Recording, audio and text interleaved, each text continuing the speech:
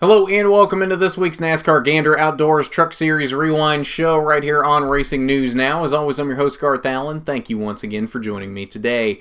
If this is your first time catching a Racing News Now video, consider going down below to hit that subscribe button and ring the bell for notifications so you don't miss a thing going forward from RNN. On today's Trucks Rewind, we're looking back at Saturday's 6th annual CarShield 200 presented by CK Power. 160 laps, 200 miles, around the 1.25 mile Worldwide Technology Raceway at Gateway in Madison, Illinois. 5 caution flags in this race for a total of 30 laps. Fairly clean race for the most part. First one came early though at lap number 4 as the 0 of Gregory Rail found the wall in turn 1. Stage 1 concluded at lap 35. Grant Enfinger would be your Stage 1 winner. No incidents in Stage 2. That ended at lap 70. Grant Enfinger would lead every lap and win that stage as well. Then a couple more incidents in Stage number 3. First one came at lap number 80 as the 54 of Natalie Decker got together with the 97 of Jesse Little and spun into the wall in turn 1. Final incident of the night came at lap number 147 as we closed in on the end of the race. That was when the 18 of Harrison Burton and the 2 of Sheldon Creed got together in turn 4. 14 lead changes among 8 drivers in this race. 57 laps are led by Christian Eckes, most in this race. Christian Eckes has something figured out at Gateway. He is good no matter whether he goes there in a truck or an ARCA car, and he's shown that both last year and this year. Would he pick up the win in this race after leading the most laps? 52 laps, though, were led by Grant Enfinger, so very close to Eckes' number. 21 laps led by Ross Chastain. 20 laps went to Stuart Friesen. 4 laps led by Austin Hill. 3 laps went to Kyle Benjamin. 2 laps led by Harrison Burton. And 1 lap went to Matt Crafton. Alright, so Grant Enfinger won both the first 2 stages. Christian Eckes led the most laps in this race. Ross Chastain led a lot of laps. Did any of them win this race? Did Christian Eckes pick up his first win in the trucks? Did Grant Enfinger pick up his first win of the season? Did Ross Chastain get redemption for Iowa? Yes, Ross Chastain would be the one to get redemption in this race. He picks up the win. Second time in a row he's crossed the line first. Technically not his second win in a row officially, but he does pick up the victory in this one after a fierce battle with Christian Eckes at the end of this race. I really thought Eckes was going to get his first win in the trucks in this race. It was just not meant to be in this one, unfortunately. Ends up actually getting spun on the final lap by Stuart Friesen, and doesn't even get the third place finish that he was running in at the time, or maybe second if he could have gotten back around Todd Gilliland. Very unfortunate series of events for Christian Eckes after leading the most laps in this race, but he definitely has a lot to be proud of given how well he ran in this race. And how much potential he showed. He definitely showed everybody that he is here to stay, and that he's got some good years in front of him, not only in the trucks, but I think further up the ladder than that. Ross Chastain, though, does finally pick up that first win since declaring for truck points, and has not officially locked himself into the playoffs yet, but has gotten himself that much closer. He's got the win knocked out. This one is official. This one does stay. He did pass post-race inspection. It was actually funny sitting in the media center after this race waiting for Ross and his team to come in. They actually hung around with the truck at inspection to make sure it passed before they came in for the post-race press conference. He walks into the media center and just goes, "Guess who passed inspection today?" It was the funniest thing I heard all night, and the excitement out of Ross Chastain after getting an official win this week, and basically getting the biggest hurdle for getting into the playoffs checked off. As we'll see here on the playoff grid as we move into it, he hasn't officially gotten into the playoffs yet, but it's all but there at this point. Todd Gilliland came home with a strong second place finish, best run we've seen out of that Ford truck in a while now. I can't remember the last time he finished that high in a race. Stuart Friesen came home in third. Chandler Smith, his first top 5 in the trucks, came home in fourth, and Brett Moffitt rounded out the top 5. Rest of your top 10, Grant Enfinger, Sheldon Creed, Ben Rhodes, Matt Crafton, and Myatt Snyder in the 13 this week, subbing for Johnny Sauter in his 1-race suspension. 11th through 20th, Austin Hill came home in 11th. Anthony Alfredo in the 17 this week for DGR Crosley. He came home in the 12th position. Christian Eckes, after his spin on the final lap, came home in 14th. Harrison Burton, last truck on the lead lap after his incident with Sheldon Creed. He came home in the 16th position. Gus Dean down here in 19th. 21st through 30th, Jesse Little, 21st. Natalie Decker, after her incident with Little, came home in 27th. Unfortunately, only completing 78 laps in this race. Had a decent run going. I believe was top 20 most of this race before that incident happened. So, unfortunate circumstances for her. Final page, 31st, 32nd, Lou Goss and Gregory Rail both out early. But that's your results from the CarShield 200. So we're working on a Ross Chastain interview. Should have that completed here in the next day or two. Just trying to work out when that fits in his schedule. So once that happens, we'll have that go up for you. To be honest, I don't think there was any Media Center video or audio last night. Let me check here just to be sure that, well, there's a link to it. Okay, so there is audio. So we will go to audio right now, and we'll see what Ross Chastain had to say after this win from Gateway. I'd say it started. It started when they got home last week. This guy was the most, I'd say, animated about it.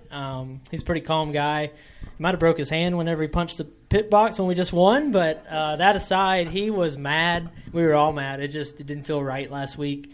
We know we broke a rule, but it was just the punishment not fit the crime, but they set a new precedent. NASCAR did, and they did not waver one little bit, and they, we just felt wronged by a lot of the processes and the people involved on both sides, competition and upper management. So I'm being honest about that. We were mad. I'm not saying we had the fastest truck tonight, but it was about execution and just that's my last thing I say before the race with this team is execute. But that's all we have to do, and we can win. All right, so let's take a look at your playoff grid following the CarShield 200. And like I said, Ross Chastain not officially locked into the playoffs yet, but I have gone ahead and moved him into the winner's side, as he is all but in the playoffs at this point. He's 38 points below 20th right now, which is Josh Rayoum. He's gonna make up that 38-point gap here fairly quickly. I don't think he'll do it this week. I don't think he'll do it at Chicago, but he'll get very close to it. I think within 2 races he's in the top 20 at this point. He can make up a 38-point deficit on Josh Rayoum in 2 races. 3 races at most with a little bit of bad luck thrown in there.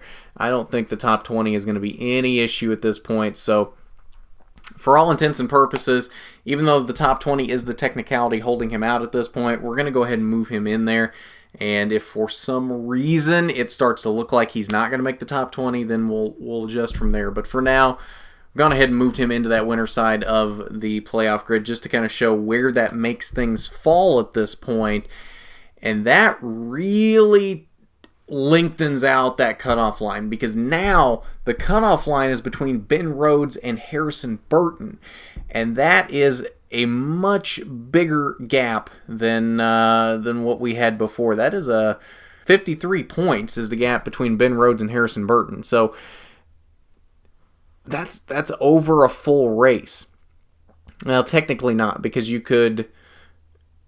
Harrison could win both stages and win the race, and that would be 60 points, and Ben Rhodes could finish last. So technically that's not, but if Harrison wins the race, that makes it a moot point anyway. So essentially 53 points is more than a race.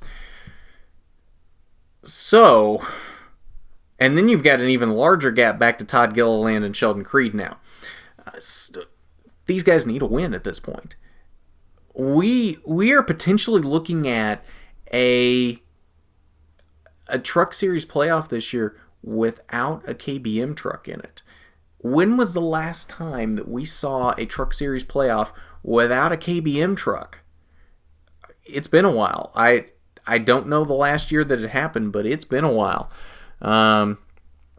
In fact, I don't know that since the playoffs were introduced in the Truck Series that we have seen a playoff without a KBM truck.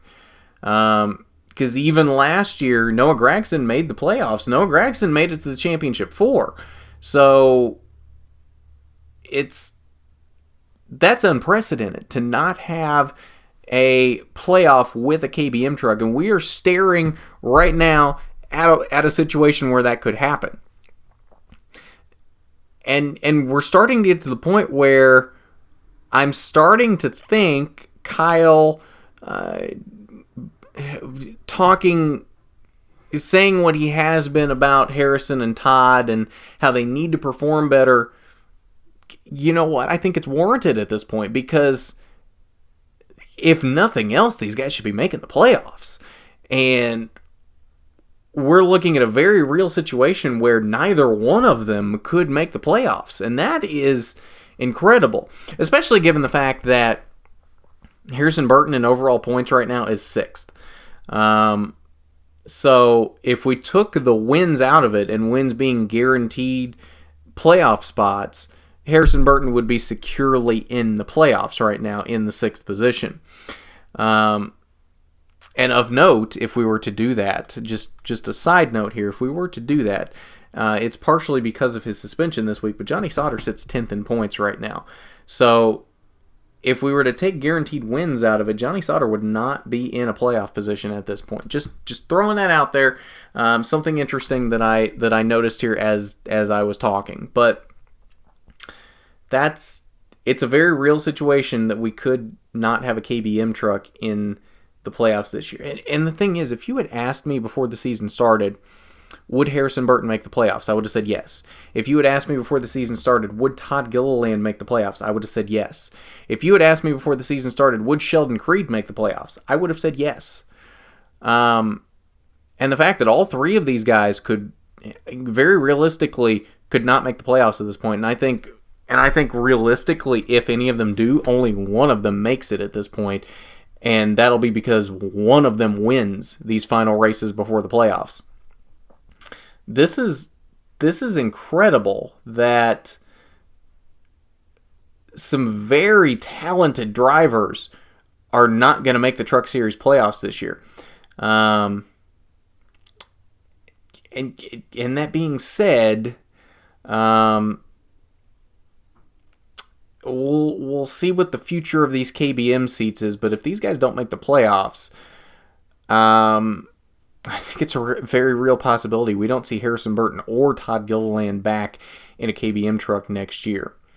I don't know that for sure, but I feel like that's a very real possibility if neither one of them makes the playoffs, because that would be 2 years in a row Todd Gilliland didn't make the playoffs in a KBM truck, and still hasn't won a race in the trucks. So I feel like Todd Gilliland is definitely on the hot seat here, and Harrison may be as well if he doesn't get into the playoffs and or win a race either. So that there could be a lot of musical seats being played at Kyle Busch Motorsports this offseason if things continue down the path that they're on. But that is a very long-winded playoff grid following the CarShield 200, and I believe that'll do it for us on this Trucks Rewind. We had a K&N and an ARCA Rewind go up earlier for the K&N race at Sonoma and the ARCA race from Gateway, so go check those out if you haven't. Working on a winter interview with Noah Gragson for the K&N race, working on a Ty Gibbs interview for the ARCA race. That may already be done by the time this has gone up, I'm not sure. But if it is, it'll be linked in the ARCA Rewind in the description. We're working on a Ross Chastain interview, like I said, for this one as well, so that'll be linked down below in the description once that is done as well. So if you haven't done it already, you need to go down below, hit that subscribe button, ring the bell for notifications so you don't miss a thing going forward from RNN, so you don't miss any of those winter interviews when they go up. If you ring that bell for the notifications, you will know when those go up, and you'll get to hear the thoughts from these guys after their wins. While you're down there, though, hitting that subscribe button, you need to hit that big thumbs up button if you like the video. It is much appreciated when you do. But at that, this has been the NASCAR Gander Outdoors Truck Series Rewind Show. I'm Garth Allen for Racing News Now.